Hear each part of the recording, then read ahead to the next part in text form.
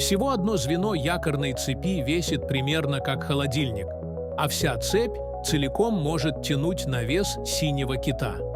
Можно подумать, что именно якорь удерживает корабль на месте, но если бы он упал на твердое дно, то просто скользил бы по нему, пока судно уплывало.